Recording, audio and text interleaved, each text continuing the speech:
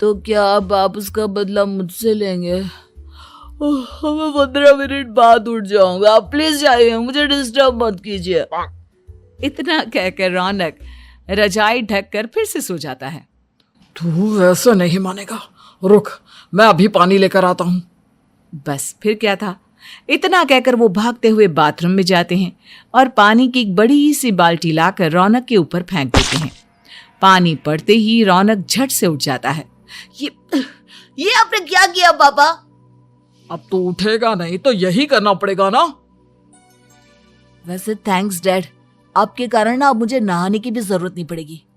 चलिए अब आप माँ से बोलकर मेरे कपड़े निकलवा दीजिए, तब तक मैं ब्रश कर लेता हूँ। वैसे कल ना आप एक काम और करना, नहलाने के साथ साथ मुझे ब्रश भी करवा देना। ये ब्रश करने में ना मुझे बहुत आलस आता है। रौनक की बातों से अरविंद का मुंह खुला का खुला रह जाता है। वो अपनी पत्नी कमला के पास जाता है और रौनक की हरकतों के बारे में बताता है, जिसे सुन उसकी पत्नी हंसने लगती है। तुम अपने बेटे को समझाने के बजाय हंस रही हो। रौनक बच्चा है, धीरे धीरे सुधर जाएगा, आप क्यों उसके पीछे पड़े रहते हो? अभी नहीं सुधरेगा तो कब सुधरेगा? 10वीं क्लास में है रौनक, वो अब कोई बच्चा नहीं रहा। अरविंद की इतना बोलते ही वहां रौनक भी आ जाता है। क्या डैड, मैंने आपको एक काम दिया था, वो भी नहीं हुआ आपसे। अरे क्या हुआ बेटा? माँ, मैंने डैड से बोला था कि वो आपको बोलकर मेरे स्कूल की यूनिफॉर्म निकाल दे, लेकिन मेरे पीछे पड़ने के अलावा इनसे एक काम ढंग से नहीं होता। देख रही हो कमला, देख रही हो अपने लाडले को? अरे आप चुप रहिए जी। चलो बेटा, मैं तुम्हें कपड़े निकाल कर दे देती हूँ। बस ऐसे ही साल पर साल बीतते जाते हैं, लेकिन रौनक के रवैये में कोई बदलाव नहीं आता।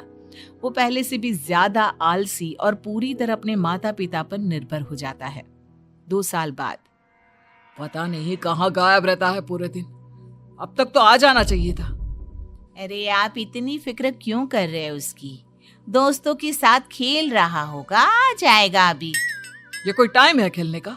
10 बजने वाले हैं, इतनी रात में कौन खेलता है? कमला कुछ कहती उससे पहले ही रौनक वहां आ जाता है। मम्मी जल्दी से खाना लगा दो, बहुत भूख लग रही है। तुम्हें तब तक खाना नहीं मिलेगा जब तक तुम बता नहीं देते कि इतनी रात गए कहां से आ रहे हो। ओ प्लीज डैड, अब आप एसी पे प्रद्युमन बनकर मेरे सर पर बंदूक लेकर मत बैठ जाना। अपनी फालतू की बकवास बंद कर और बता कहां से आ रहा है। माँ अब समझाइए ना डैड को।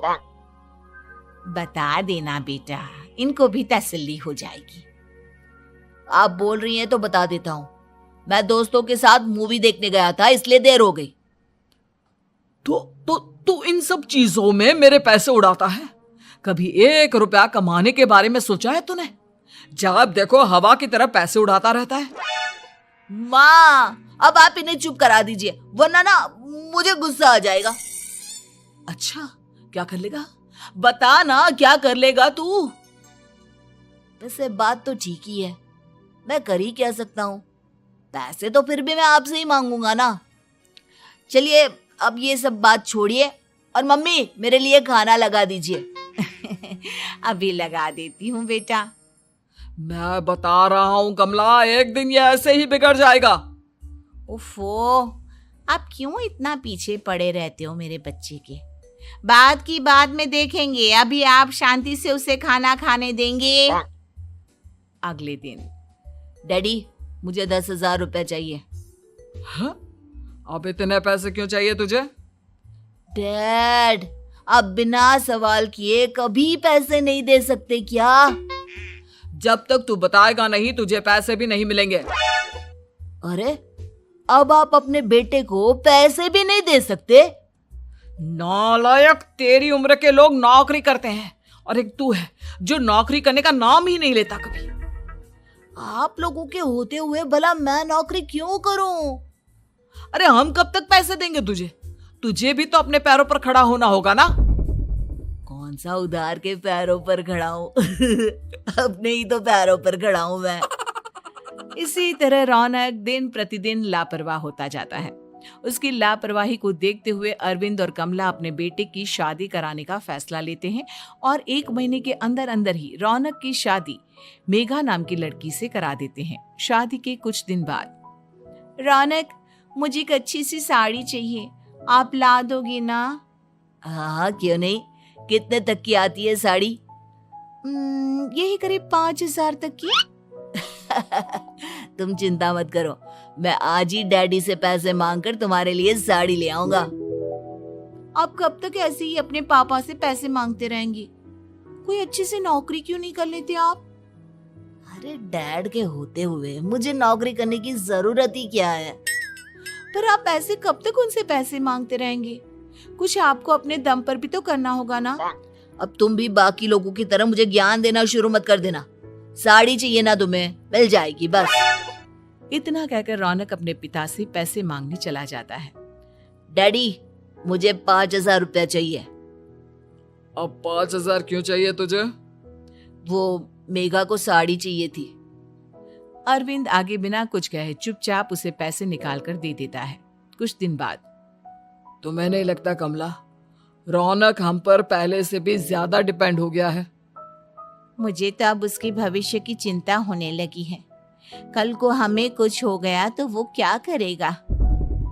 काश तुमने पहले ये सोच लिया होता तो आज हमारा बेटा इतना लापरवाह नहीं होता। तब मुझे कहाँ पता था कि मेरा लाड़ प्यार उसे इतना बिगाड़ देगा कि वो इस हद तक लापरवाह बन जाएगा। कोई बात नहीं, अभी भी देर नहीं हुई। मुझे पता है उसे कैसे सुधारा जा सकता है। कैसे? अरविंद कुछ कहता उससे पहले रौनक वहां आ जाता है और पैसों के लिए हाथ फैलाने लगता है। डैड, मैं और मेघा बाहर घूमने जाना चाहते हैं। अरे वाह, ये आज सूरज कहाँ से निकला है? Dad please. अच्छा चलो अब मुद्दे की बात करो। मुझे अब 25,000 चाहिए। अब तुम्हें 1 रुपया भी नहीं मिलने वाला। अगर तुम्हें पैसों की इतनी ही जरूरत है तो कोई ढंग की नौकरी कर लो। मम्मी, आप कुछ कहिए ना डैड को। बेटा, वो गलत क्या बोल रहे हैं? ये सब हम तेरे भले के लिए ही तो कर रहे हैं। मम्मा, मैंने बताया ना आपको, मुझे नहीं करनी कोई जॉब वॉब। तो ठीक है, निकल जाओ हमारे घर से। तुम्हारे जैसे लोगों के लिए मैंने ये घर खड़ा नहीं किया है। जितना ये घर आपका है ना, उतना ही मेरा भी है। मैं कहीं नहीं जाने वाला। जाना तो पड़ेगा ही तुझे, क्योंकि अब मैं तेरा कोई भी खर्चा नहीं उठाने वाला। ठीक है, मत उठाइए मेरा खर्चा, मैं अपने दम पर भी जी सकता हूँ। तो बेशर्मों की तरह अब तक यहाँ क्यों खड़ा है? अपना सामान ले और निकल जाए यहाँ से। रौनक पैर पटकते हुए वहां से चला जाता है। घर से निकालना जरूरी है क्या उसे? बिना पैसों के कौन रखेगा उसे किराए पर? अगर उसका भविष्य सुधारना है तो हमें अपने दिल पर पत्थर रखकर ये कदम उठाना ही होगा। दोनों बात कर रहे होते हैं कि रौनक अपनी पत्नी के साथ एक बड़ा सा बैग लेकर घर से निकल जाता है, लेकिन घर से बाहर उसे कोई भी मुफ्त में अपने घर किराए पर नहीं रखता। अंत में थक हार कर वो फिर से अपने घर चला जाता है। क्या हुआ? थोड़ी देर पहले तो दहाड़ते हुए घर से निकला था, अब क्या हुआ? नहीं रखा ना किसी ने तुझे किराए पर? डैड प्लीज, मैं कुछ दिनों में कोई अच्छी सी नौकरी शुरू कर दूंगा। आप तब तक तो हमें रख लीजिए प्लीज। सुबह से रात हो चुकी है लेकिन कोई हमें रखने को राजी नहीं है।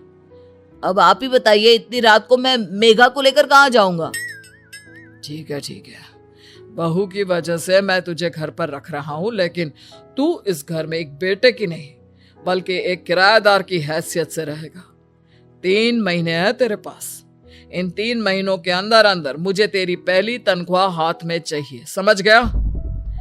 पक्का डैड, इन 3 महीनों के अंदर अंदर तो कोई बढ़िया सी नौकरी ढूंढ ही लूंगा मैं।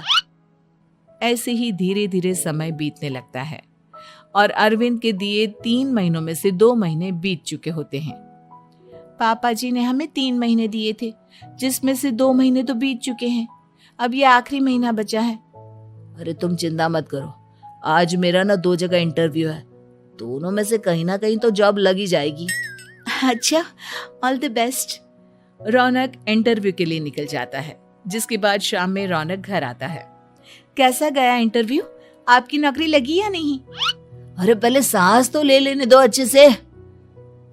बताइए ना, मुझसे तो जरा भी इंतजार नहीं हो रहा है। वो दरअसल बात यह